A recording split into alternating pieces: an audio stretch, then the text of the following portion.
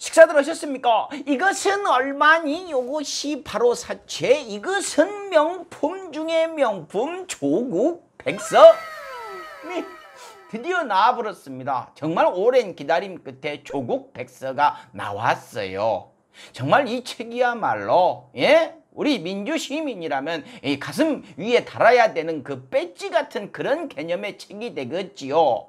이것이 지금 이제 8월 5일부터 후원자들을 대상으로 이제 배송을 시작을 했고요. 8월 6일부터는 온라인 예약 구매가 가능하고 8월 11일부터 전국 서점에 쫙 깔린다고 합니다. 이 소중한 책이 베스트셀러 1등에 못 가보면 우리 가슴에 스크러치가 나지 않겠습니까? 조국 백서, 우리 아이들을 위해서라도 한 권씩 소장하시는 것이 어떨까요? 광고는 아닙니다만 꼭 필요한 말씀 같아갖고 이렇게 한 말씀 드립니다.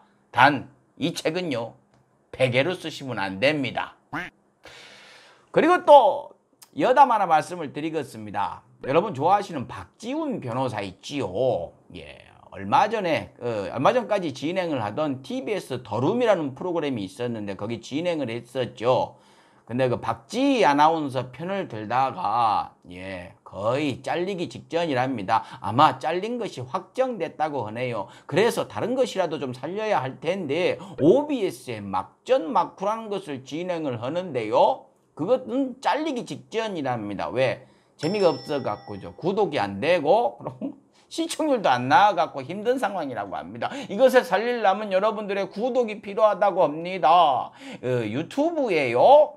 OBS 막전막후 검색하셔가지고 요만큼씩만 좀 도와주시면 어떨까요? 여러분들이 도와주시면 생명 연장의 꿈이 생긴다고 합니다. 좀 신경 좀 써줍시다. 돈이냐 명예냐 뭘 선택할 것 같아요? 역시 돈이죠.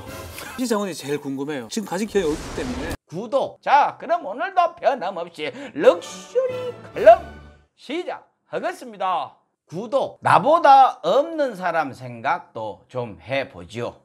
요즘 우리나라가 좀 이상해요. 집값 올라갔고 집 없는 사람 죽는다고 난리들을 치더니 집값 내리려고 했더니 집 가진 사람 죽인다고 난리를 치고 임대주택 짓겠다고 했더니 거기 사는 사람들 죽인다고 난리를 쳐요. 누가요? 대한민국 사이비 언론들이요. 여기가 대한민국 언론인지 아리가또 언론인지는 모르겠습니다만은 이젠 놀랍지도 않고 이상한 일도 아닙니다. 그들의 목적은 항상 한 가지 분명하니까요. 그들이 요즘 영웅으로 만든 사람이 있습니다. 윤희숙 의원이요. 이분이 국회 연설을 하면서 화제가 되었죠. 역대급 연설이다. 스타 탄생 이러면서 언론들이 난리가 나버렸죠. 그 이후로 여자 진중권이 되셨어요. 정부와 여당을 그냥 자기 분야도 아니어도 그냥 모두 까기를 하고 계십니다. 언론들은 욕을 받아갖고 온통 도배를 쫙쫙 해대고 있지요. 윤희숙 의원 연설을 보면은요, 솔직히 잘했어요. 제가 건방지게 평가하고 이런 것은 아닙니다만은요, 통합당답지 않게 겸손해 보이고 솔직한 마음도 담겨 있었어요. 내용도 좋았습니다. 누구한테요? 가진 거 많은 사람들한테는요. 특히 집으로 돈 버는 사람들 입장에서는 막 기립박수를 칠 만한 그런 내용이었습니다. 그래서 아쉬운 건요, 앞부분 내용은 좀 빼셨어야 되는 게 아닌가라는 생각이 드네요. 저는 임차인입니다 라고 얘기를 하셨죠. 이거 과장이잖아요. 그 당시 집 2개 가지고 계셨잖아요. 저는 임차인이자 임대인입니다 라고 하셨어야죠. 저는 임차인입니다. 제가 지난 5월 이사했는데 저는 임차인입니다. 제가 지난 5월 이사했는데 그래도 임차인은 임차인 아니냐라고 얘기하실 수 있습니다. 근데 중요한 것은요, 이후 내용들이 대부분 임대인, 즉 가진 사람 편에 서서 이야기를 했다는 것이지요. 그들을 대변하는 말들 뿐이었습니다. 말씀드렸듯이 연설 당시에 2주택자였었는데 하나를 파셨죠. 이것은 잘한 일이죠. 박수를 쳐드려야 되는 그런 일입니다. 멋지십니다. 왜? 통합당에서는 나오기 힘든 행동이었으니까요. 요만한 손해도 보기 싫으면서 얼굴에 철판 딱 깔고서 더 크게 큰 소리 쳐불고 73억이 올랐으면서도 자기는 세금 올랐으니까 피해자다 라고 큰 소리 치고 입만 열면은 국민을 위한 일을 한다라고 이런 뭐 장마철에 가습기 트는 소리를 하고 앉았으니까요. 거기서 이런 행동을 했으니 박수 쳐줄만 하지요. 윤희숙 의원의 연설이 임대인들을 대변하셨죠. 그러면 임차인들 입장에서 좀 얘기를 해볼까요? 좋아요. 5월에 이사를 하셨는데 들어가는 순간부터 나가라고 하면 어떡하지? 라고 걱정을 한답니다. 엄미, 2달밖에 안 됐는데 고통스러우세요? 그러면 재계약이 임박한 분들은 얼마나 고통스럽고 수십 년간 그럴 수밖에 없었던 분들은 얼마나 편두통이 왔겠습니까? 끔찍하죠. 근데 왜 임대인 편을 드시냐? 이런 이야기지요. 임대인에게 어떤 인센티브를 줘서 두려워하지 않게 할 것인가? 임대 소득만으로 살아가는 고령 임대인에게는 어떻게 배려할 것인가? 저는 임차인입니다. 에이, 뭐라는 거요? 4년 있다가 꼼짝없이 월세로 가겠구나 라고 하셨는데요. 서울은 전세 비율이 70%가 넘는다면서요. 그러면 대부분 투자들을 한 것이겠죠. 의원님 집 그 전세금이 얼마나 되십니까? 투자한 분들 중에 전세금 다 돌려주고 월세로 바꿀 수 있는 사람이 얼마나 될까요? 의원님은요, 안 쫓겨날 가능성이 더 높아요. 그러고 전세가 없어진다는 것은 집값이 안 오른다는 반증 아니겠습니까? 그러면 부동산 정책이 성공한 거네요. 없는 사람도 집 장만할 가능성이 조금이라도 높아진 것 아닙니까? 그것은 좋은 일 아닙니까? 근데 그런 세상을 원하시는 거 맞으시긴 하죠? 저는 임차인입니다. 근데 의원님은 월세 내시면 부담은 좀 크시겠네요. 강남이라서요. 좋은 방법이 있습니다. 같은 당 분들 중에요, 지역구는 지방인데 거기엔 집이 없고 강남에 집에 몇 채씩 있는 분들이 꽤 계시거든요. 그분들한테 부탁하셔가지고 그 중에 하나로 들어가셔요. 동지들끼리 그 정도 부탁은 뭐 들어주시겠지요. 그러고 자그마치 30년 전에 임대기간을 1년에서 2년으로 늘렸었죠. 그때 임대료 엄청 올랐다고 얼굴이 벌개지셔서 말씀을 하셨습니다. 물론 그 영향도 있었겠죠. 근데요, 선대인 전 기자님의 페이스북을 보니까요, 그 시기가 88 올림픽 끝나고서 이 가구마다 소득이 어마어마하게 늘어날 때, 어마어마하게 높아질 때라면서요. 그것이 상승에 굉장히 큰 요인이었던 것도 당연히 아셨겠죠. 당연히 저보다 더 훨씬 더 많이 아시고 선대인 전 기자보다 훨씬 많이 아시는 분이니까 그것도 아셨을 텐데 왜 필요한 것만 갖다 쓰셨습니까? 의도적으로 왜곡하신 거잖아요. 이런 방식이요, 언론 신뢰도 세계 꼴찌 나라의 언론들이 하는 짓거리인데요. 의원님께서 그런 창피한 행동을 하시면 안 되지 않겠습니까? 30년 만에 바꾼 것이에요. 그러면 그동안 얼마나 수많은 논의가 있었고 축적된 자료는 얼마나 많았겠습니까? 이것도 심의를 한다 시작을 하면 몇 달이 걸려 불겠죠. 시간을 끌 테니까요. 그 사이에 어떻게 될까요? 확 폭등을 해 불겠죠. 말씀하신 30년 전에도 이렇게 논의하는 사이에 폭등을 했다면서요. 폭등 유예기간을 주시는 겁니까? 뭐 언짢으실지는 몰라도요, 너무 임대인만 좋아하셔갖고 드리는 말씀이에요. 근데 그 이후에요, 최근에 하신 말씀을 보니까 말은 많이 하셨는데 몇 개를 보면은요, 임대주택은 회의적이다.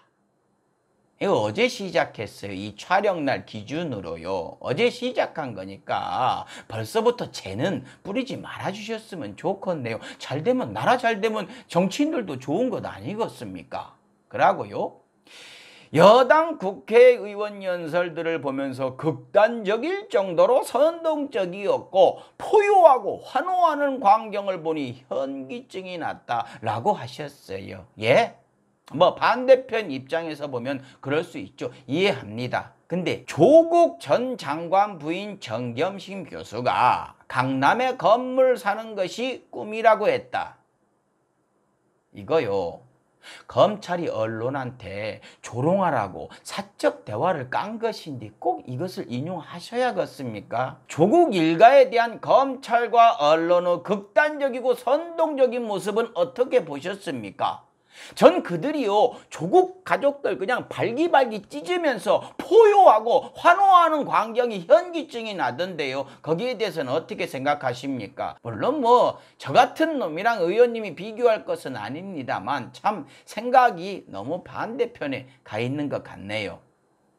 국회 연설도요 저는 용해인 의원과 김진애 의원의 연설이 굉장히 인상 깊었고 최고의 연설이라고 생각을 합니다. 전 용해인 의원이 어떤 분인지는 잘 모르는데요. 진짜로 임차인 입장에서 연설을 합디다. 저는 임차인입니다. 대출이 끊기면 어떻게 목돈을 마련해야 하나, 나가라 그러면 어디서 이만한 집을 구해야 하나 걱정하기도 합니다. 젊은 정치인답게 하더라고요. 통합당 발라불고 민주당한테 금방 떨지 마라. 당당하게 이야기를 하고 오늘의 주제인 없는 사람 생각 좀 합시다 라는 주제와 딱 들어맞는 그런 연설을 했어요. 정말 인상 깊었습니다. 그러고 김진애 의원의 연설, 저는요 이분이 그냥 좀 드센 분이다 뭐 이런 느낌을 가졌어요. 근데 보면 볼수록 너무 잘해요. 너무 멋집니다. 최강욱 의원도 그렇고 김진애 의원도 그렇고 진짜로 열린민주당 뭡니까? 정말로 교섭단체 이상의 파워를 내고 있어요.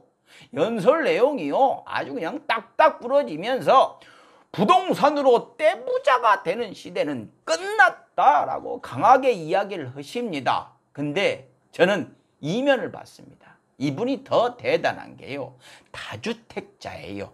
근데 세금 내라는 대로 다 낼 테니까 부동산 잡아라 이거예요. 정치를 하겠다고 나섰으면 이분처럼 자신의 이익은 잠시 처박아두고 정치를 위해서 국민을 위해서 일을 하는 것이 정답 아닐까요? 물론 지금도 21대 국회에도 자기 얻어먹을 것 없는가 자기 챙겨 먹을 것 없나 해가지고 눈이 벌게져 있는 쓰레기들 분명히 있을 겁니다. 제발로 그러다 걸려갖고 배지 뜯겨불기를 간절히 기원하겠습니다.